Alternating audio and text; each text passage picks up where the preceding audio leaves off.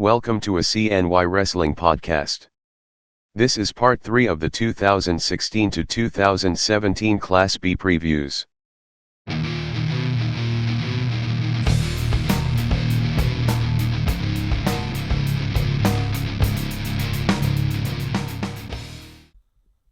Hello again, everyone. Welcome back.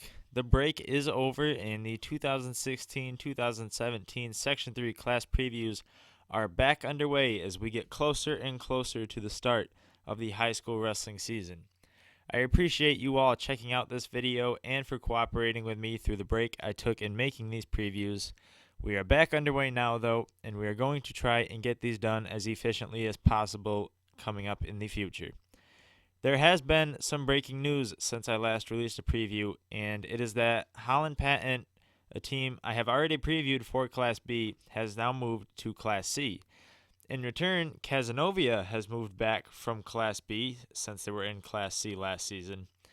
So my plan for this is to just preview Cazenovia as part of the Class C previews like I had planned, only because if I preview them right now for Class B, this video will be extra long. So I'll just make sure to reiterate this when the time comes for the Class C previews. The move, though, also has a big effect on what is going to be the final Class B team and pound-for-pound rankings that will be revealed at the end of this video. But before that, we have to preview the last 4 teams in Class B. That involves Oneida, Phoenix, the now combined team of South Jefferson and Sandy Creek, and lastly, VVS. So we're going to get things underway with the Oneida Indians. Now, when I was doing my research on Oneida, I found something that I really didn't even notice, and that was that Oneida was undefeated in their divisional league last year. They were 4-0 in Center State's Division III, and they were over 500 overall in dual meets, which is the first type of success that they've had in dual meets really since the 2012 to 2013 season. Graduation and transfers have taken a pretty good hit at the Oneida roster, so it'll be interesting to see how Oneida can perform this year with their backs kind of against the wall. But I think junior Nate Winchell will be one Indian possibly looking to lead the way for them, as he was a heavyweight and is the only Oneida wrestler returning with sectional experience from last season. Winchell also scored 10 pins in 10 wrestled victories last season, 100% pin rate for his victories, and one of those pins actually came over the Class B champion at his weight class during the regular season. Speaking of the Class B tournament, Winchell was 6th there, and he's one of 2 returning class placers for Oneida. The other is senior Chris Warner. Warner had a great regular season by placing at 3 different individual tournaments, and he rode that momentum into placing 6th at a weight that was actually two classes above what he had certified for. Warner had wrestled as low as 170 pounds in the second half of January this year, but for the postseason, he jumped up to 195 pounds. So it's impressive on him that he was able to place at a weight that was, 25 pounds above where he had wrestled previously in the season. 2 other Oneida wrestlers to keep an eye on are Stephen Barrett and Joaquin Neves. Neves broke the 20-win plateau last season at the typically tough 138-pound weight class, and Barrett mainly impressed with a 4th place at the Center States League tournament. As far as the postseason goes, Barrett and Neves both received tough draws at the Class B tournament, though Barrett was able to come within 1 match of placing and possibly advancing to the Section 3 tournament. Essentially, I think Oneida still has a roster with potential for some good performances this season, despite their losses pointing towards otherwise. So while I have them ranked towards the bottom of my projected Class B rankings, I think that the future could hold something better for them. Sometimes teams just kind of have to go through a year like this. We've talked about it kind of with Homer. I think they're kind of in the same boat as Homer is, in that they are going to maybe have some brighter spots in the future. And, just look at last year, how well they did in dual meets. And so even though I have them at the bottom of these rankings, I don't think things are all negative by any means for the Indians. We'll now move on to the Phoenix Firebirds. Phoenix has dominated a solid portion of Section 3 Division II over the last decade, and while some people thought that Phoenix was fading just a little bit after having no Section 3 champions in 2014 or 2015, any doubters were definitely left hanging last season after Phoenix finished top 3 at both the Class B and Section 3 Division II tournaments, and also took 8th as a team at the New York State Division II tournament. A big reason for that was, in fact, a sectional champion who is also returning to the roster, and it is in the form of Cale Donovan. Donovan steamrolled the competition at the Class B and Section 3 tournaments before pulling off the upset of a top seed and defending New York State champion at the state tournament, and he ended up as the runner-up in the Division II side of New York State. Ross McFarland also was a runner-up at the New York State tournament, just like he was a runner-up at the Class B and Section 3 tournaments. Believe it or not, McFarland actually lost all of those finals matches to the same wrestler, someone named Hunter Richard from Holland Patton. Let us not forget that Donovan and McFarland are both just sophomores as well. And so the fact that those guys are already New York State runner-ups and they're just going to be sophomores this season just shows how incredibly talented both of them are.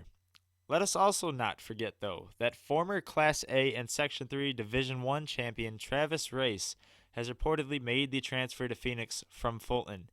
He is a difference maker for sure, and he completes a terrifying trio of state-worthy Firebirds along with Donovan and McFarland. Other Class B contenders and or former Section 3 placers on Phoenix's roster are Ryan Dolbear, a two-time Class B placer, a one-time Section 3 placer; Christian Key, a 2015 Class B champion and Section 3 runner-up; Toby McKean, who was a shocker, is fourth in Class B last season; and Seth Gilbert, who has had lots of success, a four-time Class B placer and a three-time Section 3 placer. Dolbear and Key missed the postseason last winter, despite some wrestling during the regular season. But McKean, as I mentioned, shot quite a few with a fourth in Class B at 120 pounds. He actually picked up a victory over the eventual sixth-place finisher in the section at his weight class. Gilbert, who always cranks it up when February comes around, shocked even more people by improving on a sixth in Class B with a fifth in Section 3. Not many people can improve on their place finish from the class tournament to the sectional tournament. It's impressive that Gilbert was able to do that. So honestly, I think all four of these guys could realistically be contenders for a top spot in Class B this upcoming season. And if they all stay healthy, they could be looking to make some noise, a lot of noise at sectionals. All that's missing on this roster is an X factor. I think Phoenix has one of those too, with junior Jaden Allen. Allen didn't wrestle too much on varsity last season, it appears, but in the time that he did, he beat 3 Section 3 Division I place finishers in impressive fashion. So, to wrap up Phoenix, I think most teams are forced to regroup a little after losing 5 class placers and 4 sectional placers to graduation. But I think Phoenix will have little trouble remaining as a Class B favorite with their talented roster. But I'm going to have them in second place behind Central Valley. I think Central Valley offers just a little bit more, but Phoenix provides a heck of a dangerous roster with the guys that I've just mentioned. Those 3 guys that I said in the beginning, Donovan, McFarland, and Race, all on the same team, along with consistently exceptional talents in Dolbear and Gilbert, and then Key, a former sectional runner-up, McKean, who really impressed last year.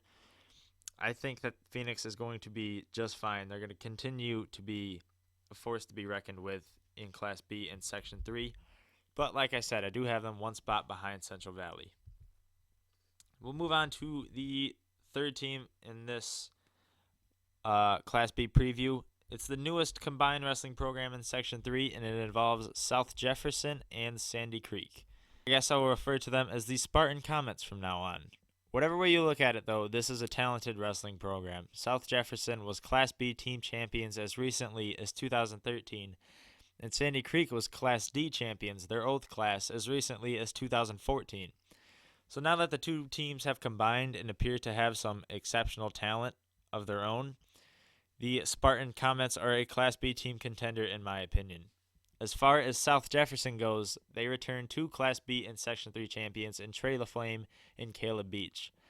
LaFlame went on to take 5th at the state tournament for his second placing in Albany, while Beach went 1-2 in what was his second trip there.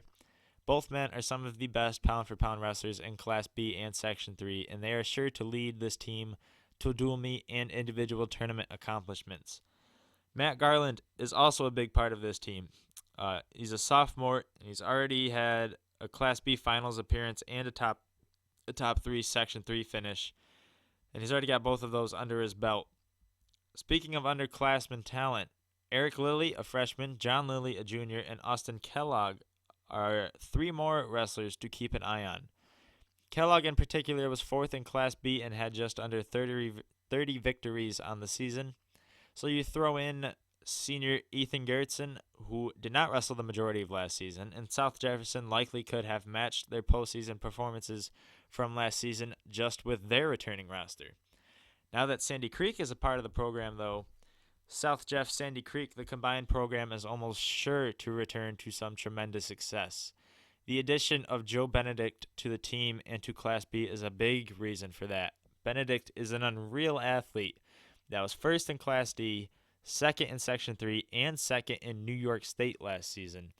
And he's also been breaking some records on the football field on the Sandy Creek football team. Tristan Welch, who was 4th in Class D. Ryan Wills was 5th in Class D last year.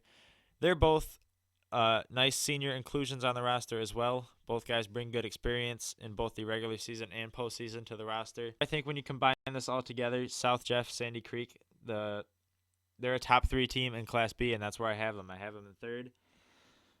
They have just a great list of contenders with LaFlame, Beach, and Benedict. Those are Section 3 favorites, guys who are expected to, return to the success they've had previously as champions. And then you have Garland and Kellogg and the Lilies, and then Welch and Wills, who are they fit into the puzzle of this team very nicely, and they're going to make them a dangerous team throughout.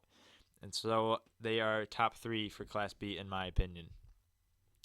Our final team for the previews is the Verona Cheryl Red Devils.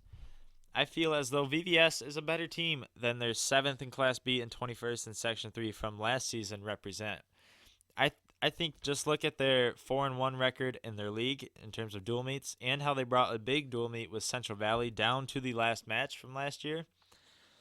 That shows kind of more how impressive of a team they are. They lost that match 40-34, but VVS has consistently been a tough team for a good number of years now. And I think wrestlers like Parker Talbot and Austin Vanderhoof are a prime example of why VVS has been successful. Both men are some of the best pound-for-pound wrestlers in Section 3, and Talbot is actually the lone returning sectional placer from last season on the roster. The finish was his 2nd of its kind at the Section 3 tournament. Talbot placed 6th last year as a sophomore and 5th the year before as a freshman. That was at 99 pounds. The 6th he took last year was at 120. In both years, he, along with Vanderhoof, earned 30 or more victories and placed in the Class B tournament. Vanderhoof's performance at the class tournament last season was quite spectacular in my opinion. He was in a very tough 132-pound bracket, and he fought his way through 3 overtime battles, 2 of which he won, 1 of which he lost to the top seed in his bracket to place 4th. I'll stress this again. When Vanderhoof was wrestling the top seed in his bracket, they went into overtime, and he was very close to pulling off the upset, a lot closer than a lot of people remember. Now Vanderhoof, he's also placed in Section 3. He did so as a freshman, and he won his first match at the sectional tournament last year before eventually coming up 1 match short of placing in, wouldn't you know it, an overtime loss. 8th grader Kyle Burback was another Red Devil that came up a match short of placing at the Section 3 tournament. He's a lightweight and will surely have more opportunities to succeed at the Section 3 tournament, considering the exceptional season he had as a 7th grader at such a young age. Ian O'Neill and Jeremiah Brunje joined Talbot as juniors on the VVS roster, and both improved substantially on their sophomore seasons and should be even better when this season rolls around. Sean Galla, a senior, is also a wrestler that has improved every year since he was a freshman, but Galla didn't get the chance in the postseason after he missed the Class B tournament last year. Still, I would say Galla, O'Neill, Brunje, Burback, they're all likely to find the podium in Class B if they can stay healthy and wrestle there. And I would say Talbot and Vanderhoof could help put VVS certainly inside the top 20, maybe even inside the top 15 of Section 3 when the tournament comes around this season. As far as Class B goes, I have them cracking the top half. I have them in 6th place, a spot behind Marcellus. I think that is a good spot for VVS. Talbot and Vanderhoof they wrestle absolutely everybody they face tough, and so they could easily be guys who are in the top 4 of their weight class in terms of the section. And then, like I mentioned, VVS has some guys to fill in the other spots. They have Burback down low, O'Neill and Brunje, and they have Gala, and so I think that 6th is a good spot for them. They're gonna be tough and successful again this year. Now that we have finished the team-by-team previews for Class B, I would like to do what I do at the end of every class preview and take a look at some finalized rankings for both the Class B teams and some pound-for-pound wrestlers within the class. To do these rankings, I enlist Section 3 wrestler, also known as Isaiah Brookman, to help me out. It's great when he helps me out because I usually focus, with my team rankings, I usually focus more on individual tournaments and the team's performance there, and he usually focuses more on dual meet performance. So we can combine those and come up with more of an overall team ranking, which I like to have. And then as far as the wrestlers goes, 2 heads are always better than one when you are looking at ranking pound wrestlers, especially pound for pound, and especially in a tough class like Class B. It was honestly very difficult to rank both the teams and wrestlers within Class B. Now that we are on the Division 2 side of Section 3, I want to change the rankings up a little bit though, because when I did Class A and Class AA, there were 9 teams, and so for the team rankings, I did all the teams. I'll still do all the teams for the Division 2 side.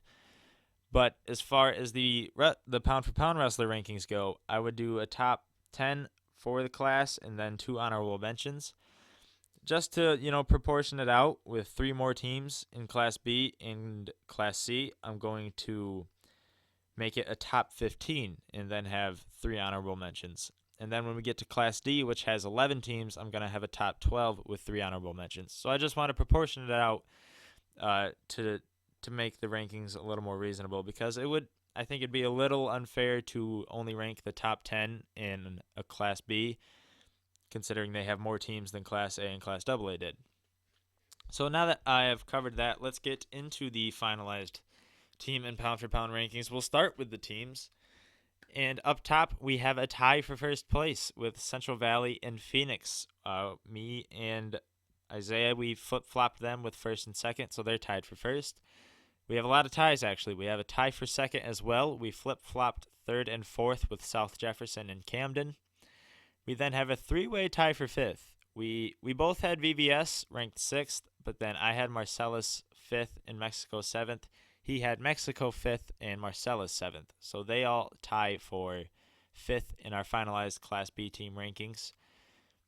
Cazenovia and Chittenango, they tie for 8th. We did consider Cazenovia for the rankings because that was something that's not going to take too much away from the video. So I had Cazenovia 8th in my final Class B rankings. He had them 10th, and so I had Chittenango 10th, and he had them 8th. They both combined for 18, and they tie for 8th, a spot ahead of rivals Cortland and Homer, who actually tie for 10th in the Class B rankings. We flip-flopped them between 9th and 11th, and then rounding out the rankings is the Oneida Indians.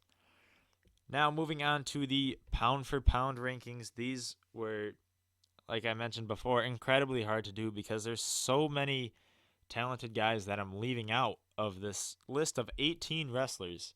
As far as it goes team by team, from Central Valley, we considered Hunter Shaw, CJ Walls, John Charles, and Tanner Cook. From the combined team of South Jefferson and Sandy Creek, we considered Trey LaFlame, Joe Benedict, Caleb Beach, and Matt Garland. From Phoenix, we considered Cale Donovan, Ross McFarland, and Travis Race. From Camden, we considered Tiberius Harder and Daniel Alberico. From Cortland, we considered Keegan Brown and Dakota Miller. From VVS, we considered Austin Vanderhoof. From Chittenango, we considered Connor Fredericks. And from Mexico, we considered Dean Shambo. I think that covers all 18 wrestlers. And so that's leaving out guys from Casanova, from Homer, from Oneida, and from Marcellus. And those all have exceptional wrestlers. A notable one from Marcellus, Alex Zerniak. From Casanova, there's Will Khalil. From Homer, there's Noah Thomas. And then from Oneida, there's Chris Warner. And there's other guys from those teams that I've mentioned in the previews that are exceptional as well that didn't get put into these rankings. But now here we go with the pound-for-pound rankings. We both agreed that the top pound-for-pound wrestler in Class B was Tanner Cook. He takes the number 1 spot. Taking the number 2 spot is Trey LaFlame of South Jefferson. Following him is a 3-way tie for 3rd between Joe Benedict, Cale Donovan, and John Charles. In 6th place, we have Travis Race. And then in 7th, CJ Walls. 8th place belongs to Ross McFarland. And then in 9th is Caleb Beach of South Jefferson. All of those guys are former Section 3 champions, and they're all in Class B. That's 9 different guys, and so they take up the top 9 spots in our preseason pound-for-pound rankings. Now rounding out the top 10 is Hunter Schott from Central Valley. He beats out Tiberius Harder, who comes in 11th. 12th place belongs to Keegan Brown of Cortland. 13th is Matthew Garland, Daniel Alberico, and Connor Fredericks. We had a 3-way tie there, and that'll round out the top 15 pound-for-pound wrestlers in Class B. The honorable mentions that we have are Austin Vanderhoof, Dean Shambo, and Dakota Miller. Those are the preseason pound-for-pound rankings we have with Class B. We just covered the preseason team rankings. I did want to say, though, that we heavily considered a lot of guys from Class B that got left out. Some that I mentioned. Also, Parker Talbot, Hunter Williams are a couple of guys that we really considered and decided just missed the cut. So I just wanted to make sure that they were recognized as some of the top pound-for-pound wrestlers in Class B once again. That's going to do it, though, for the Class B previews. I had a lot of fun doing Class B. I'm looking forward to Class C, though, as well as Class D. We're going to finish up these class previews here in the coming days. So I hope that you enjoyed this video, and I hope that you come and check out part 1 of Class C. And so, as always, I hope to see you next time. Check out the CNY Wrestling forums tomorrow for the reveal of a brand new CNY Wrestling interview. Also, keep an eye out for part 1 of the Class C previews to be posted within the next 2 days.